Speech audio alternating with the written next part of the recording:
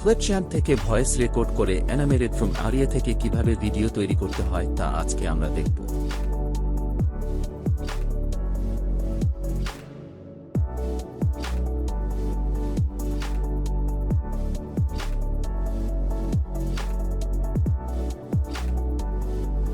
ক্লিপচ্যাম্প থেকে voice record করে animated from area থেকে কিভাবে ভিডিও তৈরি করতে হয় তা আজকে আমরা দেখব।